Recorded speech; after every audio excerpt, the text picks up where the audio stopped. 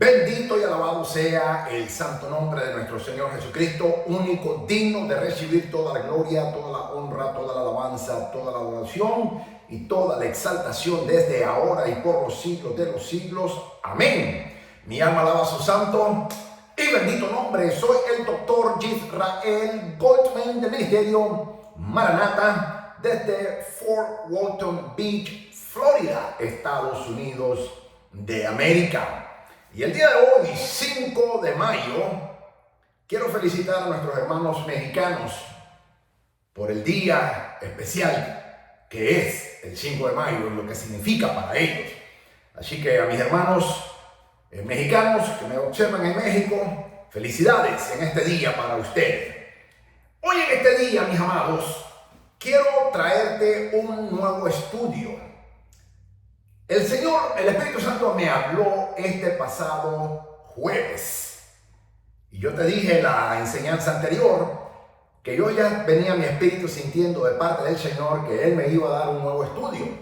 Y por eso anuncié el estudio pasado que iba a dejar ahí en 7 enseñanzas de las 12 el estudio de evangelismo, lo cual fue de gran abundante bendición. Según muchos de ustedes me mandaron retroalimentación y muchas almas fueron salvas. Se salvaron muchas almas porque ustedes pusieron en práctica lo que Dios les enseñó a través de mis enseñanzas en el Ministerio Maranata. Así que le doy la gloria a Dios por todo lo que el Señor hizo. El Espíritu Santo me habló el jueves por la noche y me dio ya un nuevo estudio que hoy lo vamos a iniciar. No sé cuántas semanas van a ser, no sé cuántas clases van a ser las que Dios diga. Porque el nuevo estudio que te voy a dar es espectacular, fascinante, fuera de serie, para la gloria de Dios. Y desde ahora te digo, ve buscando una libreta y lápiz porque vas a anotar bastante. Estos son estudios. Estas no son prédicas, estos son estudios. Yo te vengo a enseñar, yo te vengo a edificar, yo te vengo a educar en las Sagradas Escrituras, cumpliendo la misión que Dios me dijo que educara al cuerpo de Cristo. Y como maestro bíblico que soy, para la gloria de Dios y por la misericordia de mi amado Señor Jesucristo, ese es el ministerio que Dios me ha dado.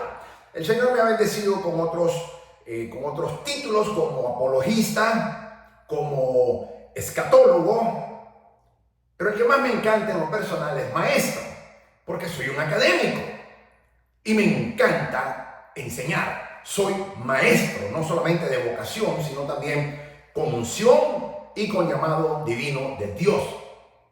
Me fascina enseñar. Así que para la gloria de Dios lo digo. Y el día de hoy te traigo un estudio nuevo, fascinante. Nunca lo he dado, es la primera vez, así que esto es una primicia para la gloria de Dios.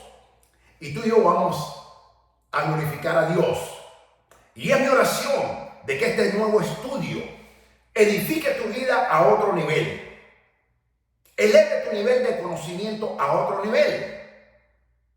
Y que te traiga la revelación de la palabra de Dios como nunca antes la has tenido. No importa cuántos años tengas de estar en la iglesia. Esa es mi oración. Y yo sé que el Señor lo hará por su misericordia y para su gloria en el nombre de Jesús. Amén. Hoy vamos a dar inicio y vamos a entrar a una nueva jornada académica de aprendizaje, de estudio continuo. Y el día de hoy vamos a iniciar el estudio que yo le he titulado, conforme a lo que el Señor me habló el jueves, me habló y lo escuché audiblemente, estudio anatómico bíblico, o mejor dicho, estudio anatomía bíblica. Ese es el nuevo estudio que te voy a dar hoy, comenzando hoy por varias clases, no sé cuántas, las que el Señor diga. No las quiero planificar, aunque tengo más o menos una idea, pero van a ser conforme el Espíritu Santo quiera. Él es el que está en control aquí, no yo. Y daré las clases que el Señor me diga y pararé cuando Él me diga, pero en esta ocasión voy a cubrir la Biblia entera para la gloria de Dios. Y eso, yo soy un estudiante de la Biblia. Yo soy adicto a estudiar la palabra de Dios. Yo soy un académico y me fascina estudiar, aprender para enseñar. Tú no puedes enseñar lo que no sabes. Así que entre el jueves por la noche, viernes por la noche y ayer sábado todo el día, estuve desarrollando, conduciendo investigaciones sobre este nuevo estudio. Estudio Anatomía Bíblica. Así se llama este nuevo estudio. Estudio Anatomía Bíblica. Y el día de hoy, la clase número 1, le he titulado Cristianos Anatómicos. Cristianos Anatómicos. Es la clase número 1.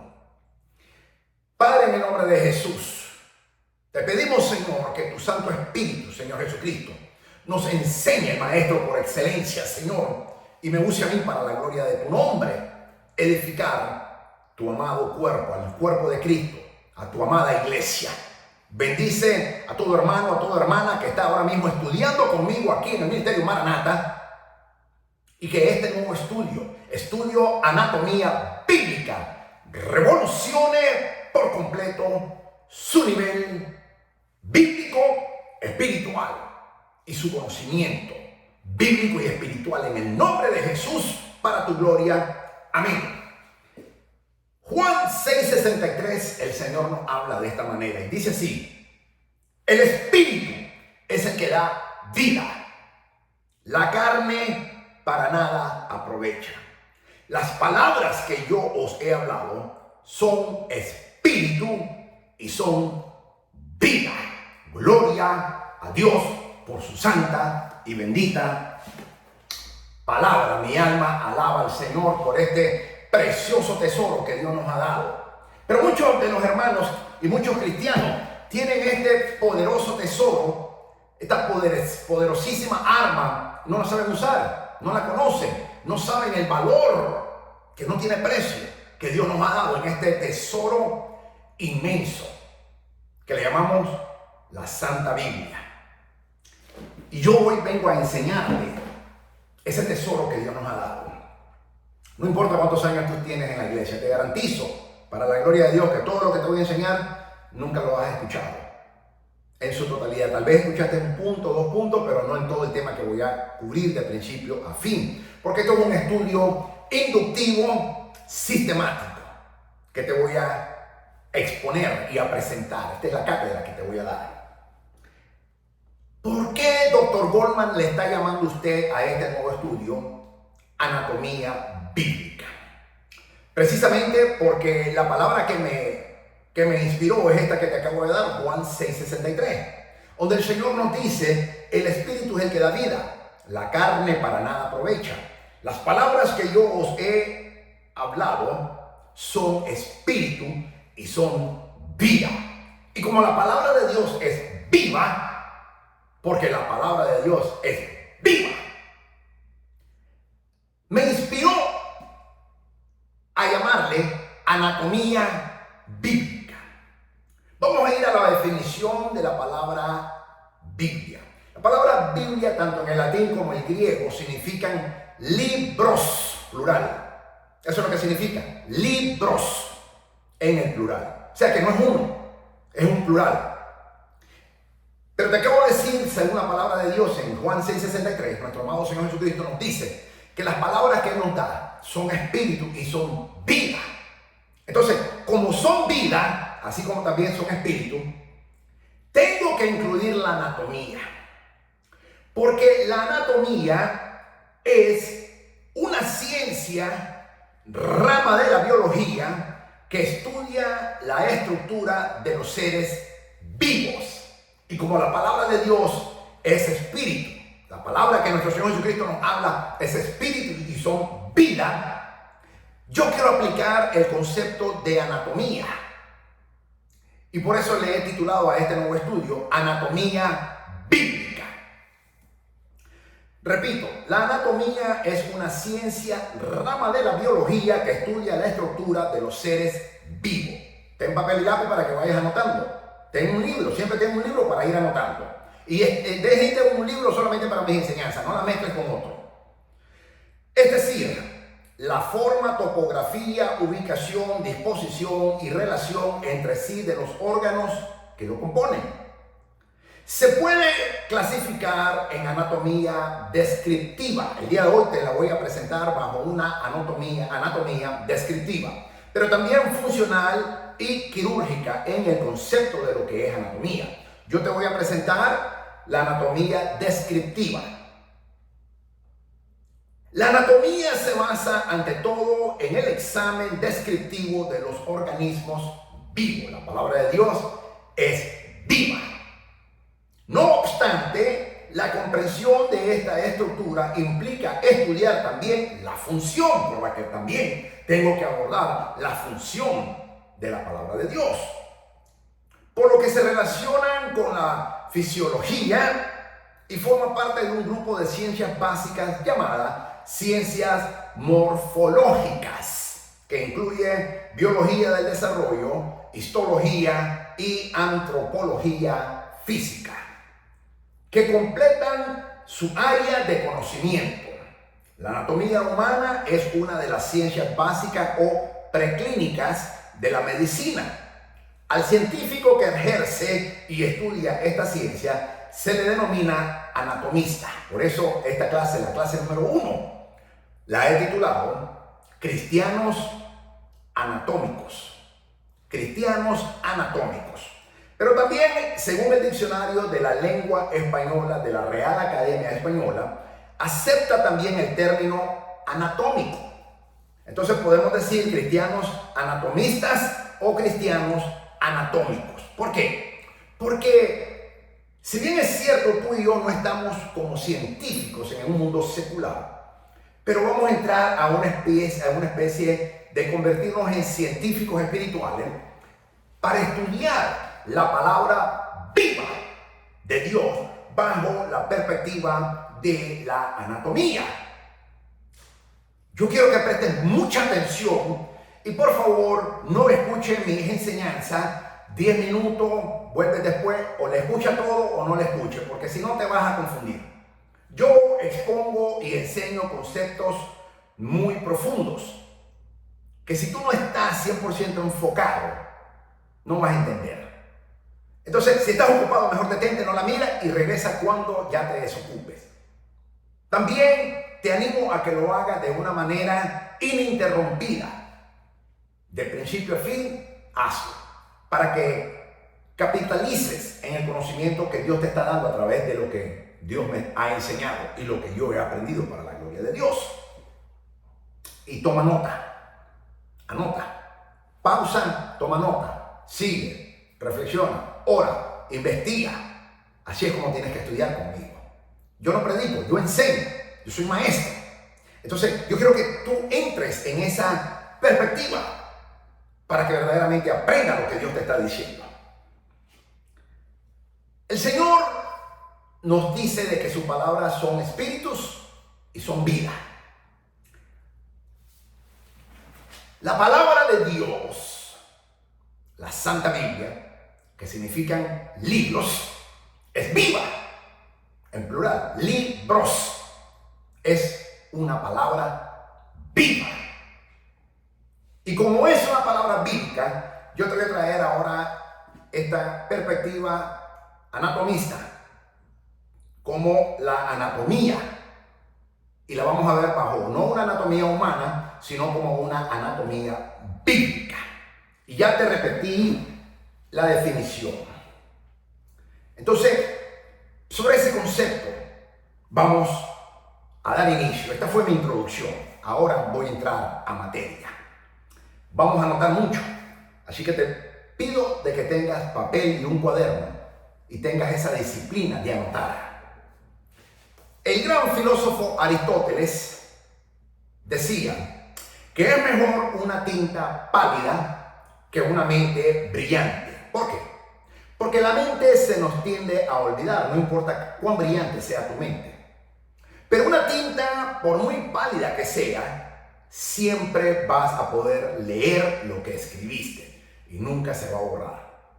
Así que es mejor tener, aunque sea una tinta pálida, que una gran mente brillante para que no se te olvide nada de lo que anotes o de lo que estás estudiando. De esa manera, mis amados, vamos a entrar entonces ahora en materia. Yo quiero que tú anotes muchos datos estadísticos que yo he investigado. Yo no los descubrí, pero los investigué como investigador e historiador que soy. Así que yo quiero que tú anotes lo que el trabajo de muchos hombres a través de la historia han hecho para enriquecer nuestras vidas. Te voy a presentar un buen resumen. El estudio de la Biblia es difícil de lograr. La Biblia, como te decía en su definición original, tanto en el latín como en el griego, significa libros, plural. La Biblia está compuesta por 2 testamentos. Los traductores llamaron al primero el Antiguo, y que no me gusta para nada, no me gusta ese nombre, porque está tan real como el día de hoy. Nada de antiguo, la palabra de Dios nunca se envejece. La palabra, el cielo y la tierra pasará, pero mi palabra nunca pasará, dice la Biblia, dice el Señor. Así que eso fue una pésima traducción que hicieron. Siempre la he criticado, pero tradicionalmente se le conoce así. Yo prefiero más aún llamarle la Biblia hebrea, porque eso es lo que es la Biblia hebrea. 2 testamentos. La Biblia hebrea, o como se le conoce típicamente el Antiguo Testamento, y la Biblia cristiana, que es el Nuevo Testamento de nuestro Señor Jesucristo. En esos 2 testamentos se incluyen 66 libros, por eso es que Biblia es libros en plural. En este caso, 66. 39 libros en la Biblia hebrea, traducida, quiero decir, o en el Antiguo Testamento, y 27 libros en el Nuevo Testamento. 39 más 27 igual 66.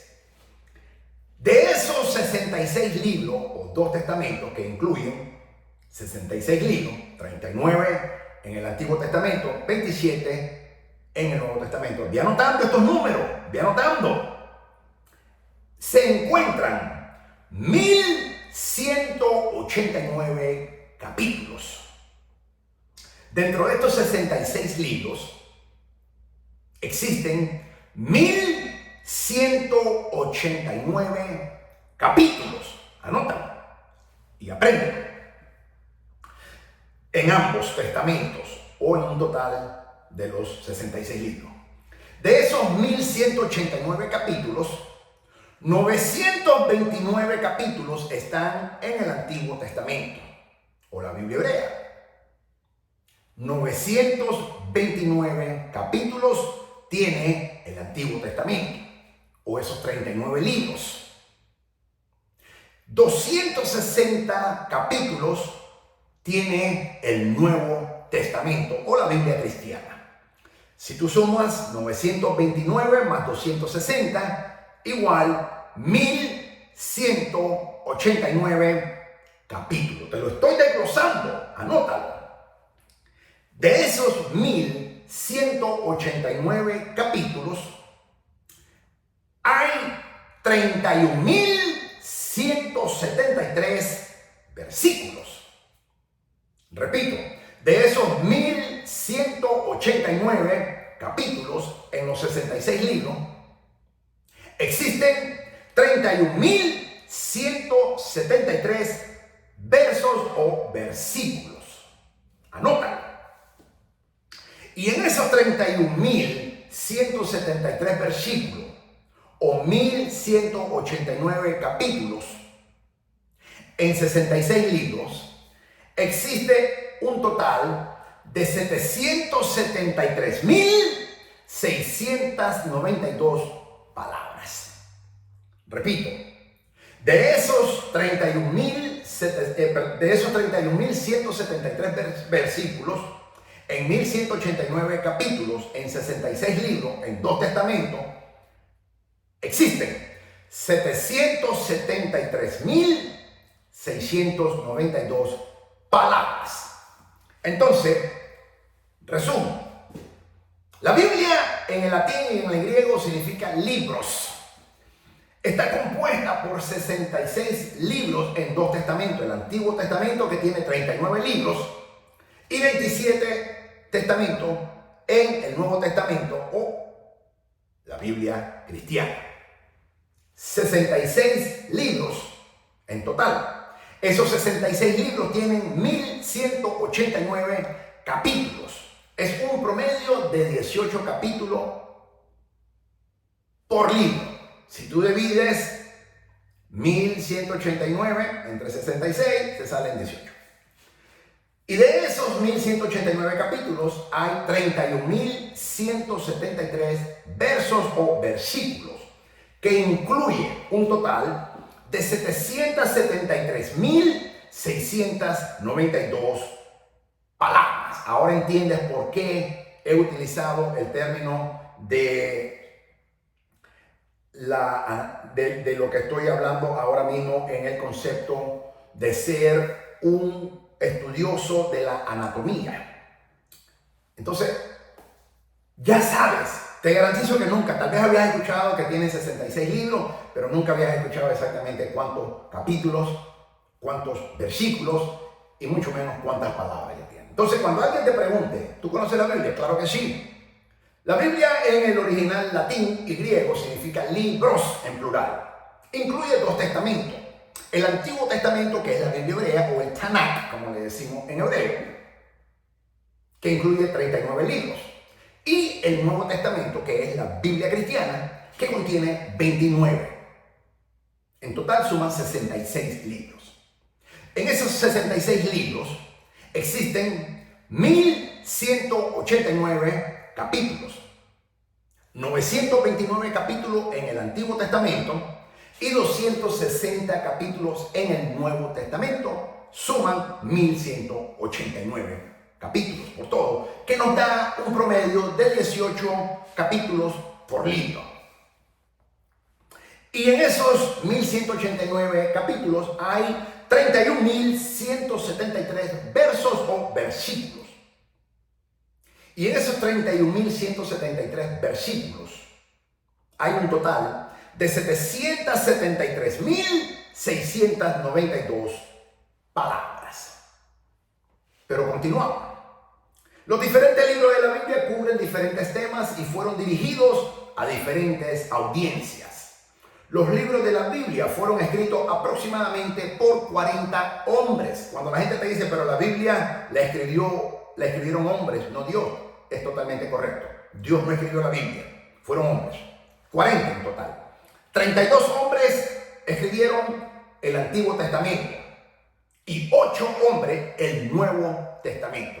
Y es interesante porque en numerología bíblica 8 significa nuevo comienzo, o en inglés como decimos new beginning. Por eso Dios escogió a 8 escritores en el Nuevo Testamento y 32 en el Antiguo Testamento. Suman un total de 40 escritores. 40. En un periodo de aproximadamente 1500 años. La Biblia, desde principio a fin, se escribió en un periodo de 1500 años. Por eso no es inspirada por hombre, sino por Dios. Nadie puede inspirar una Biblia, ningún libro, mucho menos 66, en 1500 años, con 40 diferentes escritores en diferentes regiones, en diferentes etapas, para diferentes audiencias y todas en perfecta armonía. Solamente Dios Todopoderoso pudo hacerlo. Por esta razón, un resumen, estudio de la Biblia es una tarea fundamental que todo cristiano debe saber. Lamentablemente, muchos pastores aún desconocen esto. Muchos pastores no tienen idea de lo que yo te acabo de enseñar en estos 5 minutos.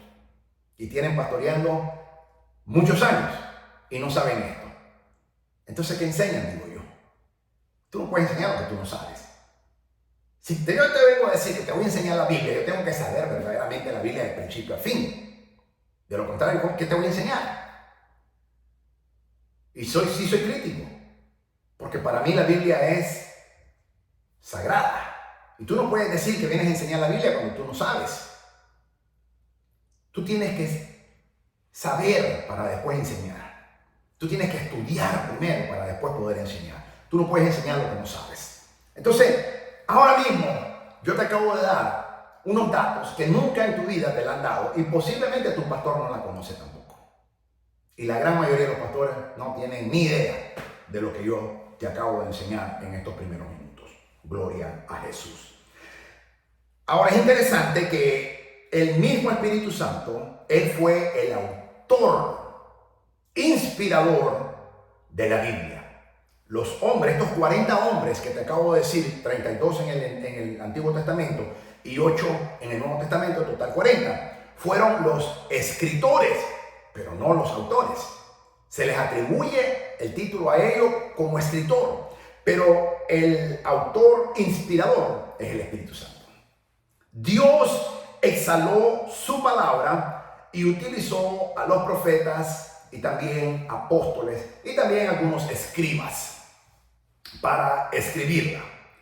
Segunda de Timoteo, capítulo 3, versículos 16-17, dice: toda escritura es inspirada por Dios y útil para enseñar, para reprender, para corregir, para instruir en justicia, a fin de que el hombre y la mujer de Dios, la Biblia dice el hombre, pero incluye hombres y mujeres, a fin de que el hombre de Dios sea perfecto, equipado para toda buena obra, porque Dios nos manda a hacer buenas obras para exaltar su nombre en medio de una generación que no lo conoce.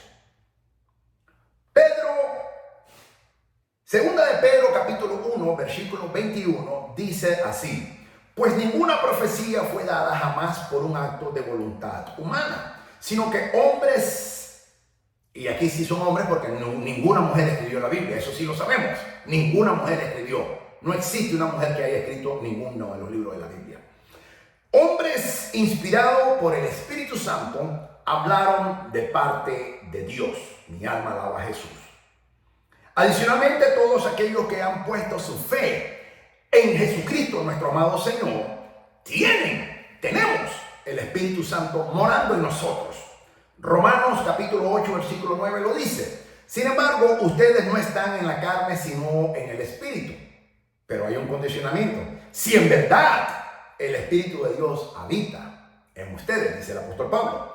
Pero si alguien no tiene el Espíritu de Cristo, el tal no es del Señor. Tú tienes al Espíritu Santo. Si el Espíritu Santo mora en ti, tú tienes a Cristo. Si el Espíritu Santo no está en ti, no está Cristo.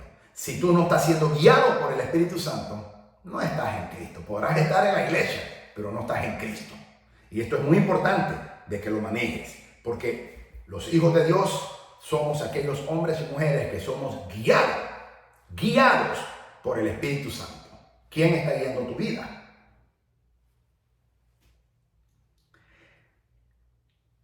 Primera de Corintios capítulo 12, versículo 13 dice: pues por un mismo espíritu todos fuimos bautizados en un solo cuerpo, ya judíos o griegos, ya esclavos o libres, a todos se nos dio a beber del mismo espíritu. Mi alma alaba al Señor. Hoy en día, el propósito de esta selección del resumen del estudio de la Biblia que te acabo de proporcionar, con un conocimiento básico de cada libro te lo voy a ir dando, en la formación de cada libro, en la información de cada libro de la Biblia, incluiré el autor, quiero decir el escritor, la fecha en que fue escrita, propósito de su escritura, versículos claves y también un breve resumen. Oro a Dios y sinceramente deseo, y es el deseo de mi corazón que le presenté a Dios, que este estudio que he puesto en resumen, el estudio de la Biblia como anatomía bíblica, te ayude a entender mejor la palabra de Dios, ese precioso tesoro que Dios nos ha regalado y esta letal y poderosísima arma que Dios nos ha dado para el enemigo y contra el enemigo. En el nombre de Jesús, amén. Esa es mi oración. Vamos a entrar entonces ahora Después de conocer estos importantes datos, recuerda que nunca se te olvide. Voy a comenzar con el Nuevo Testamento y culminaré con el Antiguo Testamento. ¿Por qué? Porque el Nuevo Testamento es el nuevo pacto de nuestro Señor Jesucristo, que nos incluye a la iglesia, a ustedes los gentiles. El Antiguo Testamento es para nosotros los judíos, para Israel.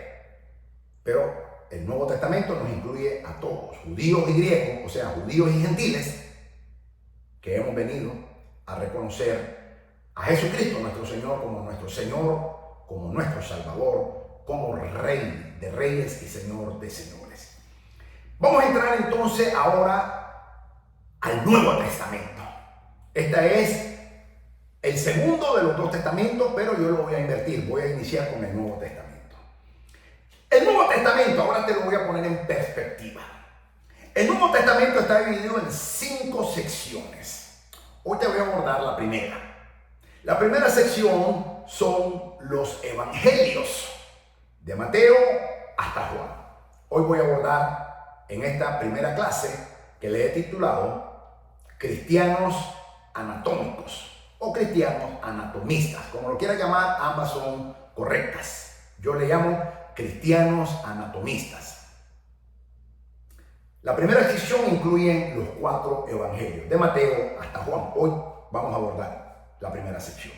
La segunda sección es de historia, que incluye el libro de los Hechos. Eso será la clase, la enseñanza número 2. La tercera sección son las epístolas paulinas, desde Romanos hasta Filemón. La cuarta sección son las epístolas generales, que ahí vienen desde Hebreo hasta Judas. Ahí están incluidas las cartas juaninas del apóstol Juan y también las cartas, que son 2, pedrinas de Pedro. Así que esa es la cuarta sección, las epístolas generales. Y la quinta sección, profecía. Únicamente el libro de Apocalipsis. Hoy voy a abordar la primera sección, los evangelios. El Nuevo Testamento fue escrito, hablemos de historia, por esto es importante conocer lo que es eclesiología, que es el estudio de la iglesia. Hablemos de historia. ¿Qué es el Nuevo Testamento? ¿Cómo nace la iglesia? ¿Qué sabemos? El Nuevo Testamento fue escrito aproximadamente entre el año 45 hasta el año 95. En un periodo de 50 años se escribe el Nuevo Testamento. Aproximadamente en el año 45 hasta el año 95 pasaron 50 años. Y en esos 50 años se escribieron 27 libros en el Nuevo Testamento de nuestra era. El Nuevo Testamento fue escrito en el griego koiné. El griego koiné era el griego común, la forma común del lenguaje griego cotidiano en el primer siglo. Entonces se escribió no en hebreo, sino en el griego koiné, para que la gente, todas las personas, entendieran el mensaje de las buenas noticias, que es el Evangelio de nuestro Señor Jesucristo. Entonces se escribe en el griego koiné, que es la forma común del lenguaje griego cotidiano en el primer siglo de nuestra era actual. Los evangelios nos ofrecen 4 diferentes, aunque no contradictorios, relatos del nacimiento, la vida, ministerio, muerte, resurrección y ascensión de nuestro Señor Jesucristo. Los evangelios demuestran cómo nuestro Señor Jesucristo era el Mesías prometido del Antiguo Testamento y establecen las bases para las enseñanzas del resto del Nuevo Testamento. El libro de los Hechos registra los hechos de los apóstoles de Jesucristo nuestro Señor. De ahí es donde sale el nombre de los Hechos, el libro de los Hechos. Los hombres, 8, que Jesús envió, escritores, 8 escrituras, pero acuérdate que estaban los otros apóstoles también. los hombres que el Señor envió al mundo a proclamar el evangelio de la salvación. El libro de los Hechos nos cuenta el inicio de la iglesia y su rápido crecimiento en el primer siglo. Las epístolas paulinas, escritas por el apóstol Pablo, son cartas específicas a iglesias específicas, en situaciones específicas, exponiéndole la doctrina oficial cristiana y la práctica que debía seguir esa doctrina, la práctica o la parte aplicativa. Las epístolas generales, como Juan, Pedro, Judas, Santiago, complementan las epístolas paulinas con enseñanzas y aplicación adicional. El libro de Apocalipsis profetiza los eventos que ocurrirán al final de los tiempos, que son los eventos escatológicos. Esa será la quinta sección. El estudio del Nuevo Testamento es un poderoso y valioso aprendizaje. El Nuevo Testamento nos narra la muerte de nuestro Señor Jesucristo en la cruz por nuestros pecados, por nosotros, por toda la humanidad. ¿Y cuál es la respuesta que debemos tener ante su sacrificio? El enfoque del Nuevo Testamento se encuentra en la sólida enseñanza cristiana, así como la práctica resultante que debe seguir a la enseñanza. Voy a ir abordando ahora los 4 evangelios. Vamos a comenzar con el evangelio según Mateo. Es el primero que aparece en el Nuevo Testamento. No solamente es el primero de los 4 evangelios, sino que es el primer libro que aparece en el Nuevo Testamento. También quiero recalcar y hacer énfasis de que el Nuevo Testamento y aún la Biblia, como está la Biblia hebrea o el Antiguo Testamento, pero especialmente el Nuevo Testamento, los libros canónicos no están distribuidos en el orden cronológico como fueron escritos. ¿Por qué? Dios inspiró a esos hombres que lo posicionaran de esa manera. Pero cuando vaya con cada uno de esos libros, te daré más información. Por ahora, vamos a estudiar y vamos a aprender acerca del Evangelio de Mateo. Quiero decir que el Evangelio de Mateo para mí es de sumo agrado. ¿Por qué? Porque soy judío, en primer lugar. Porque Dios se me reveló con el Evangelio según Mateo, que fue escrito a los judíos. Los primeros miembros de la iglesia de Jesucristo no eran gentiles, eran judíos. Mateo hace un excelente trabajo dirigiéndose a su audiencia, todos judíos, con el Evangelio según Mateo. Y por eso es muy especial para mí.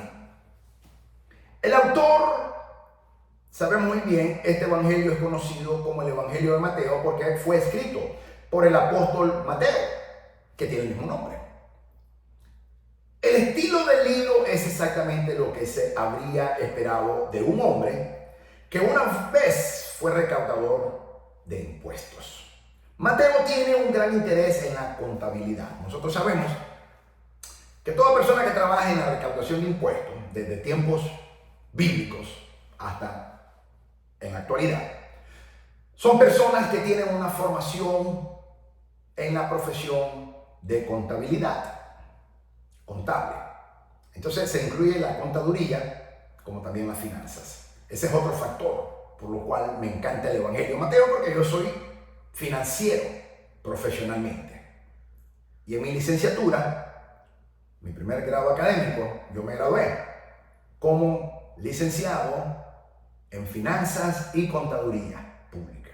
Pero me especialicé no en la contaduría, sino en finanzas. Y en mi carrera profesional me he desarrollado profesionalmente como financiero.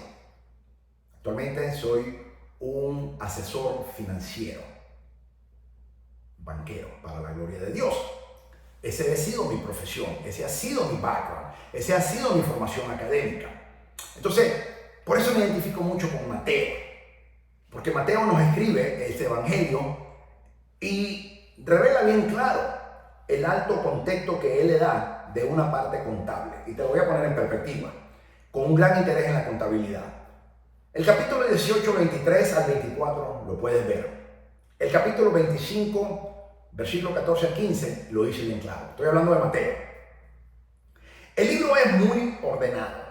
En la contabilidad y en finanzas tú tienes que ser ordenado, tienes que ser esquemático, tienes que ser una persona que maneja un alto grado de disciplina, y la organización es fundamental. Por eso es que los financieros y los contadores tenemos que pensar estructuralmente. Hablamos estructuralmente, nos comunicamos estructuralmente. Porque en las finanzas, en lo que es finanzas y contaduría pública o contabilidad, se tienen que trabajar los números exactos. Y no podemos al azar hablar. Pensamos financieramente. Yo toda decisión que tomo la consulto con Dios, pero también la tomo de una manera financieramente, pensando en números. Y eso es muy importante. Mateo nos enseña eso. El libro es muy ordenado y conciso. Los financieros y los contadores somos concisos, somos objetivos, somos pragmáticos. Esa es nuestra formación académica. El libro de Mateo contiene estos elementos fundamentales. En vez de escribir en un orden cronológico, Mateo ordena este evangelio a través de 6 argumentos. ¿Cuáles son? Como cobrador de impuestos, Mateo el apóstol posee una habilidad que hace sus escritos aún más interesantes para los cristianos. No importa que sea judío, no importa que sea gentil. Si eres cristiano, el Evangelio de Mateo tiene unas características fundamentales que lo hacen muy interesante. Se esperaba que los recaudadores de impuestos que trabajaban para el Imperio Romano fueran capaces de escribir en una clase de taquigrafía, lo que esencialmente significa que Mateo pudo haber registrado las palabras de una persona mientras hablaba. Yo, para la gloria de Dios, tengo esa capacidad como financiero que soy, de que yo grabo todo en mi mente. Y gracias a Dios no se me olvida nada. Recolecto todos los datos, toda la información en mi mente y después las escribo. Pero todo está aquí y nunca se olvida. Y eso es una habilidad que tenemos los financieros y los contadores, porque trabajamos de esa manera. Mateo nos da ese ejemplo. Él tenía esa habilidad que él de alguna manera recopiló todas las palabras de nuestro Señor Jesucristo en esos 3 años y medio que anduvo con él y las escribió en una clase de taquigrafía. Y algunas personas que han estudiado secretariado conocen lo que es, lógicamente, la mecanografía y taquigrafía. Tenían que hacer lo que era una especie de símbolo que tenían que usar, que un símbolo significaba una palabra y así lo hacían de una manera más eficiente. Entonces, en finanzas tenemos que trabajar de una manera similar, no igual, pero similar. Y tenemos que recopilar todos esos datos.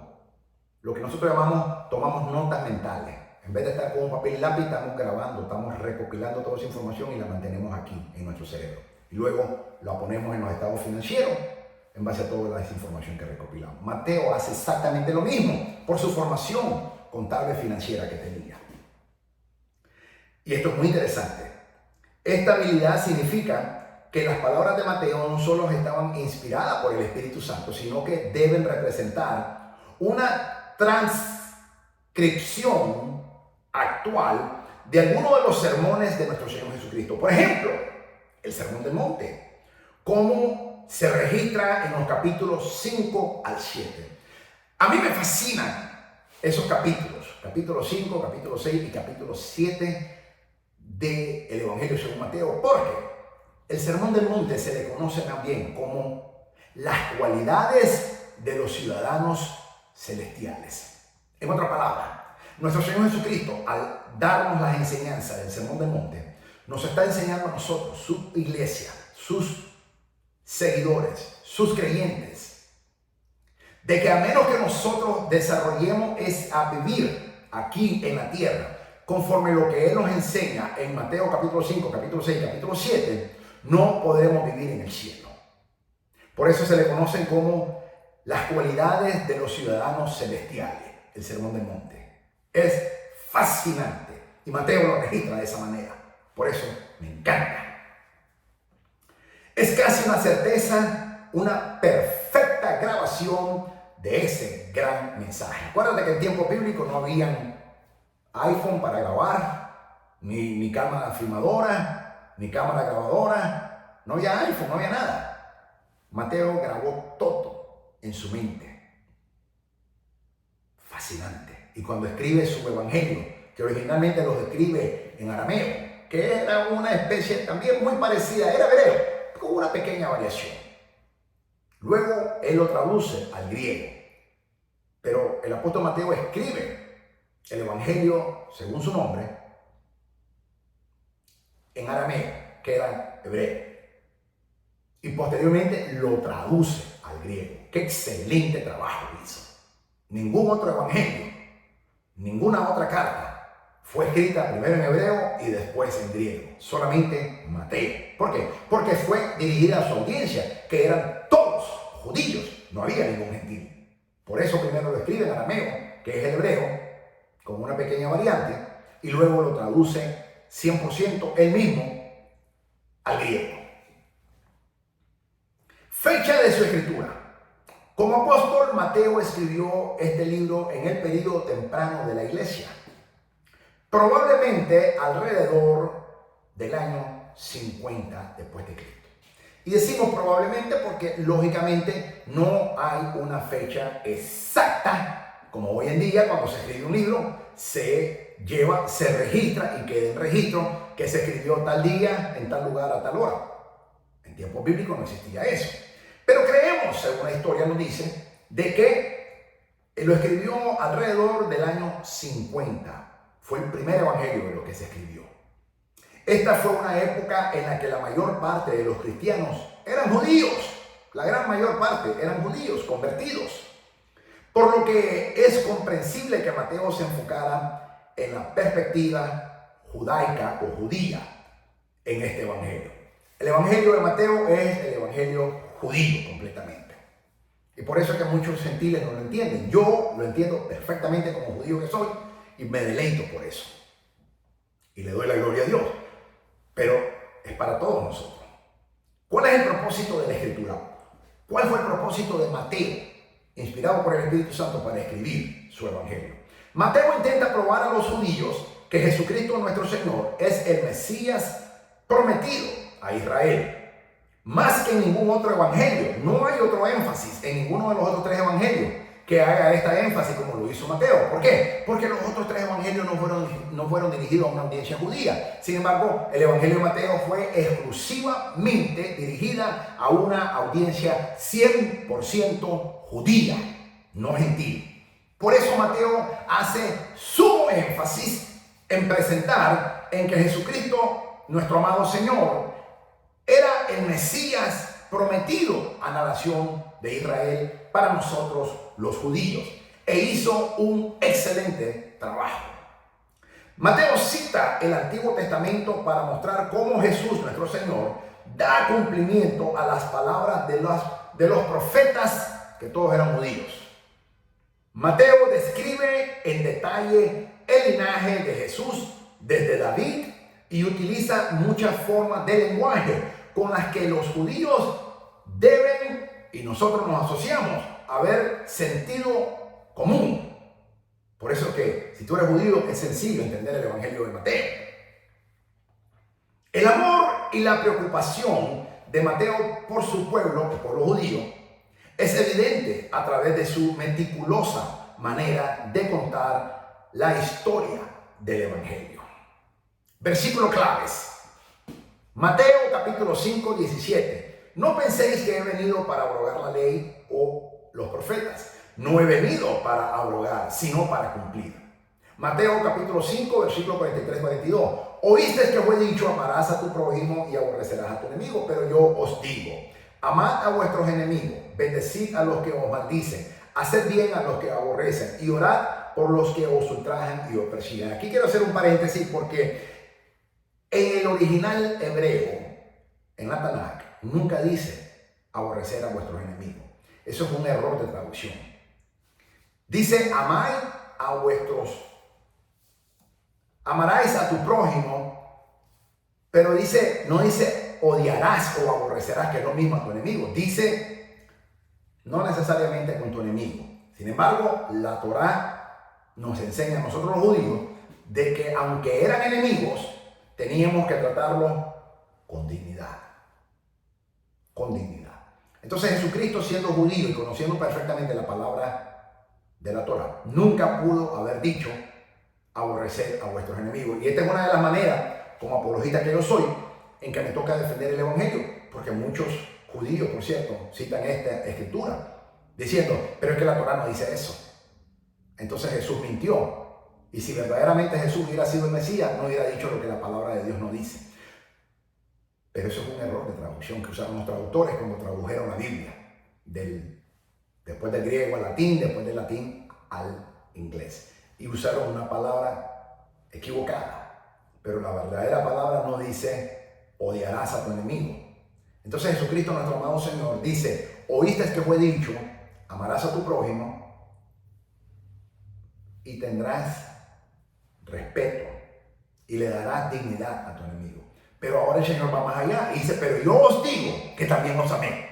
Y eso sí nos dice la palabra. Y eso es una escritura que como judíos nos cuesta aceptar. Porque a los judíos nos cuesta amar a nuestros enemigos.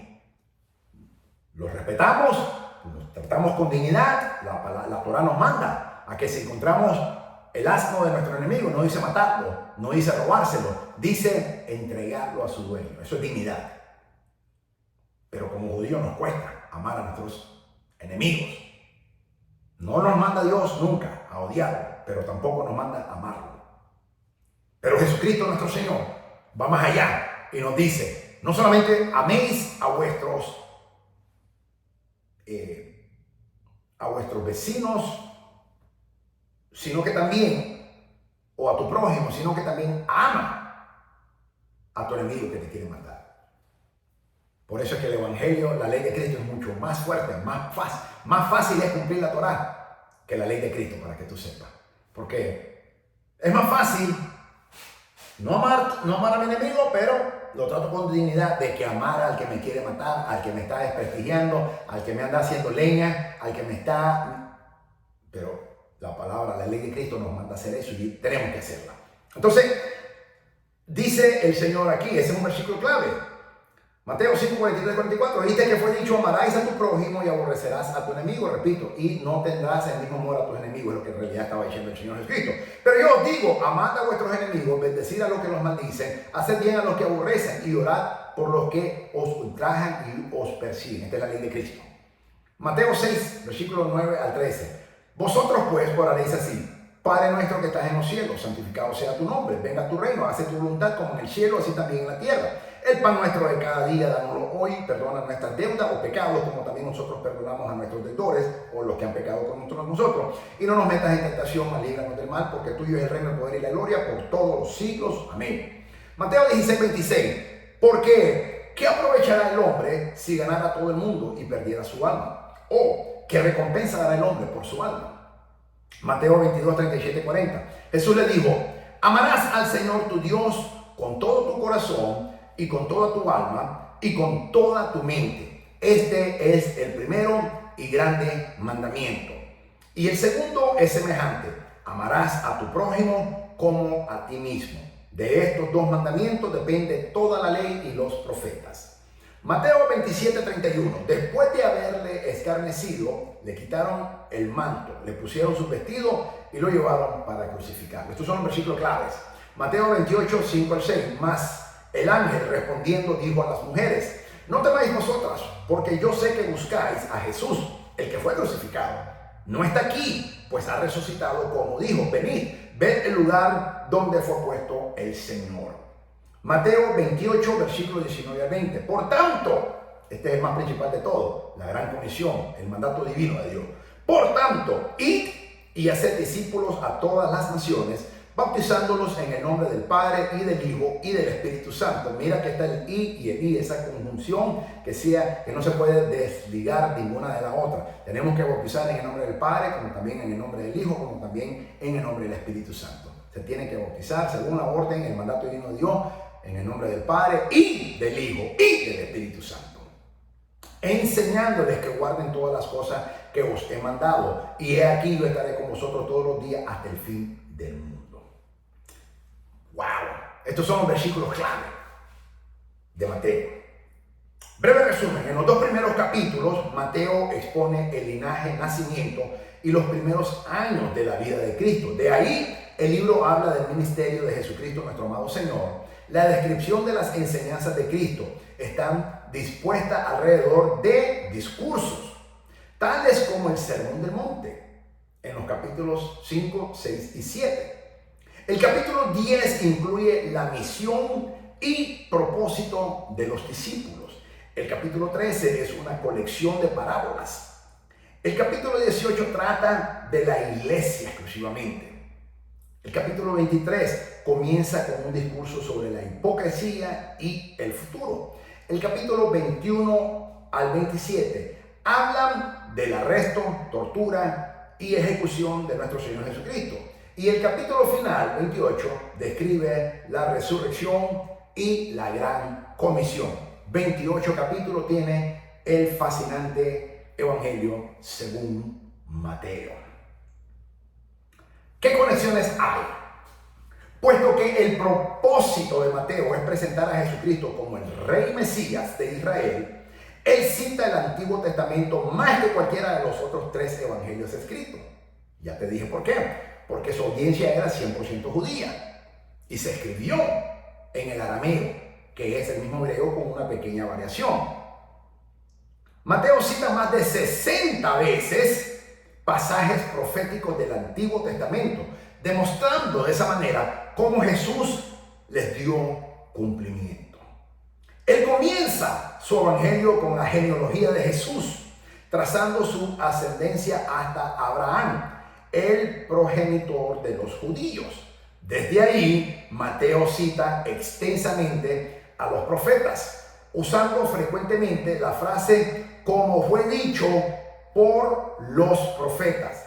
Lo puedes ver Mateo capítulo 1, versículo 22 al 23. Mateo capítulo 2, versículos 5 y 6. Mateo capítulo 2, versículo 15.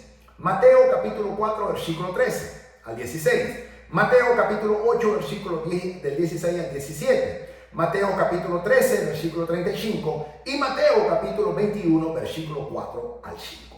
Estos versículos se refieren a las profecías del Antiguo Testamento referente a su nacimiento virginal. Isaías capítulo 7, versículo 14. En Belén, Miqueas capítulo 5, versículo 2. Su regreso de Egipto después de la muerte de Herodes. Oseas capítulo 11, versículo 1. Su ministerio a los gentiles. Isaías capítulo 9, versículo 1 al 2.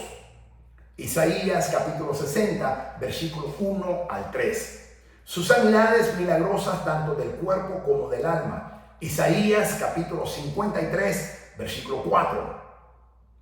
Su hablar en parábolas. Salmos capítulo 78, versículo 2. Y su entrada triunfal en Jerusalén. Zacarías capítulo 9, versículo 9. Aplicación práctica. El Evangelio de Mateo es una excelente introducción a las enseñanzas centrales del cristianismo. El estilo lógico del esquema permite la fácil localización de la discusión de varios temas. Mateo es especialmente útil para entender por qué la vida de Jesucristo, nuestro amado Señor, fue el cumplimiento de las profecías del Antiguo Testamento. La audiencia a quien se le dirige Mateo eran sus compatriotas judíos. El Evangelio de Mateo es el Evangelio y el libro después del libro de Apocalipsis, el libro más judaico en el Nuevo Testamento.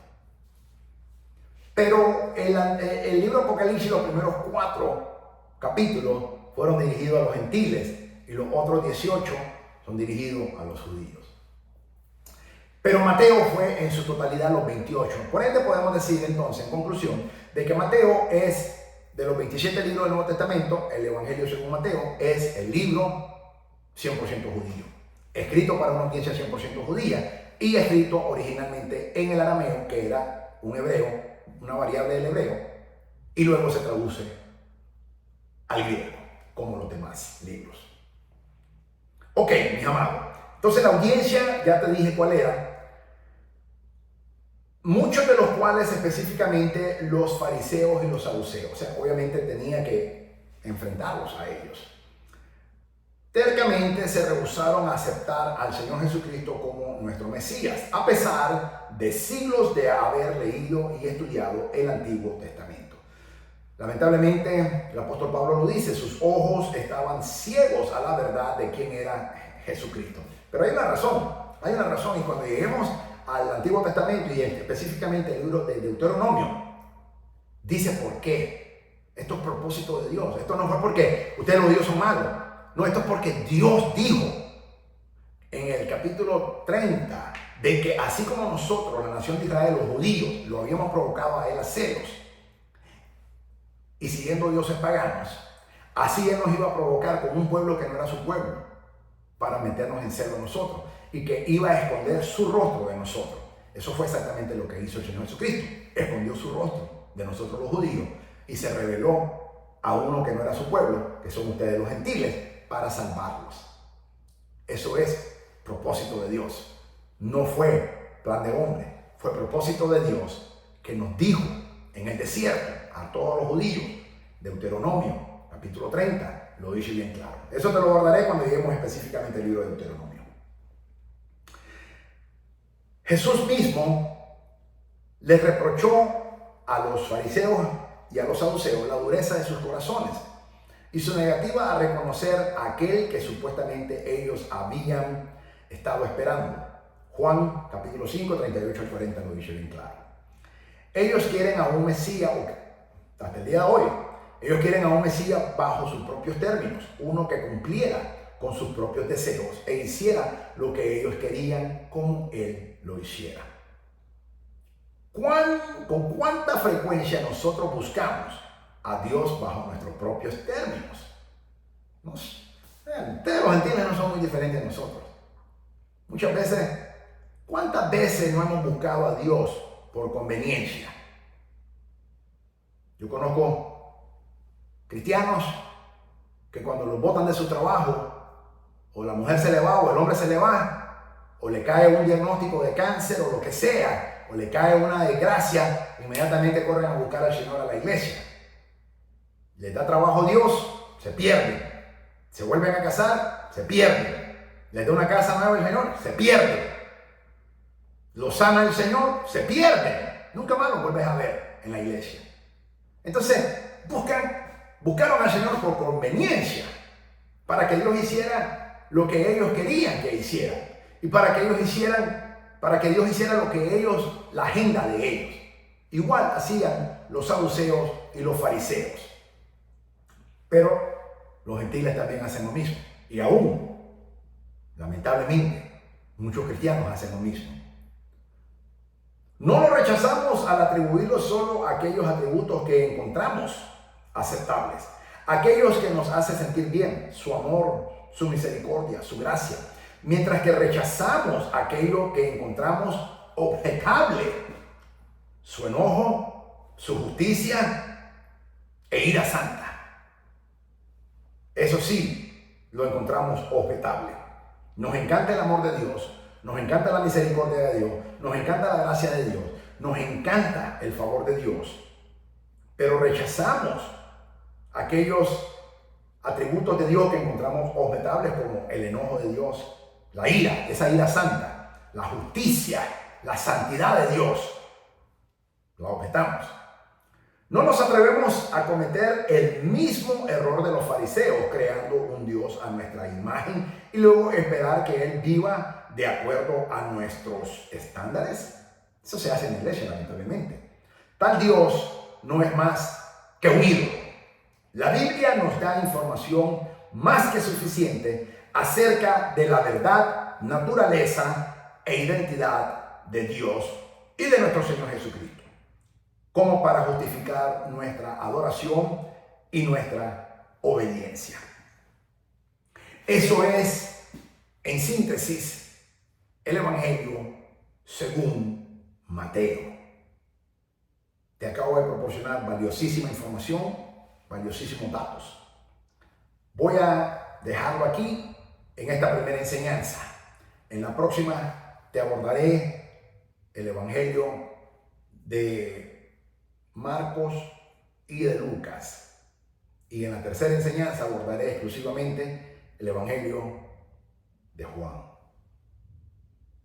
Quiero cumplir primero con los evangelios sinópticos, que son los primeros tres, Mateo, Marcos y Lucas.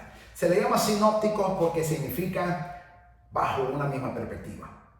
Ellos, Mateo, Marcos y Lucas, ven y escriben su evangelio bajo una perspectiva similar. Por eso se le llama los evangelios sinópticos. El evangelio de Juan no es sinóptico, sino que tiene otro contexto teológico. Se le llama el evangelio teológico o el evangelio espiritual. Juan da otra perspectiva completamente. El último en escribirlo en el año 95, 50 años después que Mateo, aproximadamente 45 años después que Mateo escribe, en el año 50, el apóstol Juan escribe su evangelio. Pero eso te lo voy a ir dando conforme vayamos. Quiero ahora mismo exhortarte, animarte, motivarte en el amor de Cristo, de que ames este precioso tesoro que el Señor nos ha dado, su Santa Biblia, la Santa Palabra de Dios. Es un precioso tesoro que no tiene valor. Es una arma letal contra Satanás y sus huestes espirituales de maldad. Y en este estudio que hoy damos inicio en esta nueva jornada académica, estudio anatomía bíblica, clase 1, cristianos anatómicos. Quiero que le ores al Espíritu Santo para que te enamores de la palabra de Dios, para que te hagas un obsesionado en estudiar la palabra de Dios, para que te hagas un alumno o un estudioso de la palabra santa de Dios y que te hagas un adicto a estudiar la palabra santa de Dios. Te quiero invitar a que lo hagas. Porque el día que lo hagas, mi amado hermano, mi amada hermana, mis amados, los amos en Cristo, aunque tal vez no te conozcan, el día que tú lo hagas, tu vida radicalmente va a cambiar. Convirtámonos entonces en cristianos no religiosos, sino cristianos bíblicos. O como les llamo yo, cristianos anatómicos, que estudiamos la anatomía bíblica de esta fascinante, bendita palabra de Dios que el Señor nos ha regalado por su misericordia y para su gloria. Esa es mi oración, esa es mi invitación, esa es mi exhortación, esa es mi motivación y esa es mi oración en el nombre de Jesús.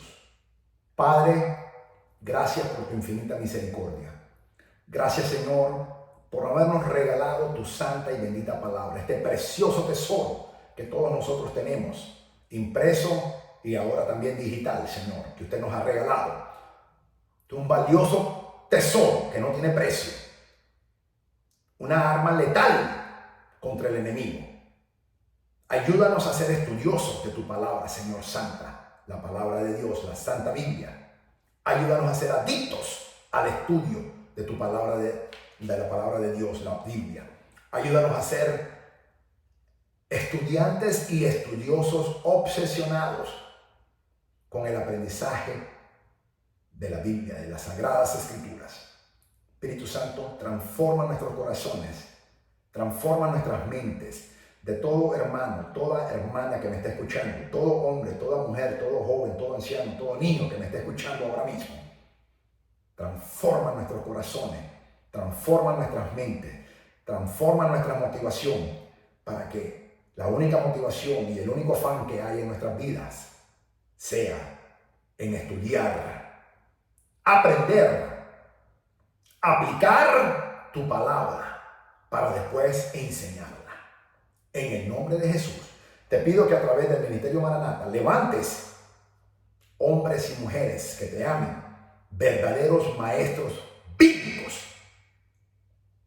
que hablen y enseñen y expongan la palabra santa tuya 100% bíblicamente para la gloria de tu nombre, y que presentemos tu santo evangelio con esa excelencia académica en el conocimiento de tu palabra santa y las escrituras santas tuyas, la Sagrada Biblia. En el nombre de Jesús te lo pedimos, Señor. Amén. Mi alma alaba el santo nombre de Jesucristo, nuestro Señor. Soy el doctor Yisrael Goldman, del Ministerio Maranata, desde Fort Walton Beach, Florida, Estados Unidos de América. Maestro de la palabra de Dios, siervo del Señor Jesucristo, por la misericordia de mi amado Jesús, que me apasiona hablar de Él porque lo amo, porque a misericordioso ha sido mi amado Señor Jesucristo conmigo y me ha dado este privilegio inmerecido de enseñar su santa y divina palabra, su santo y divino evangelio, la palabra santa de Dios, y edificar al cuerpo de Cristo, a ti mi hermano, a ti mi hermana, la amada iglesia de nuestro Señor Jesucristo. Te bendigo en el nombre del Señor Jesucristo y le doy toda la gloria a Dios en el nombre de Jesús. Amén. Que el Señor te bendiga, que el Señor te guarde, que el Señor resplandezca su santo y divino rostro sobre tu vida, que el Señor se revele en tu vida, que tú verdaderamente conozcas a Dios únicamente con el estudio de la palabra de Dios. Tú no puedes conocer a Dios si tú no conoces la palabra de Dios, estudiándola. Y que el Señor transforme radicalmente tu vida y tu conocimiento bíblico y espiritual para la gloria del Señor Jesucristo. Amén. Maranata, el Señor viene pronto. Y nosotros, su amada iglesia, su novia, decimos juntamente con el Espíritu de Dios: sí, ven Señor Jesús, que te esperamos. Gloria al santo nombre de Jesucristo nuestro Señor. Amén.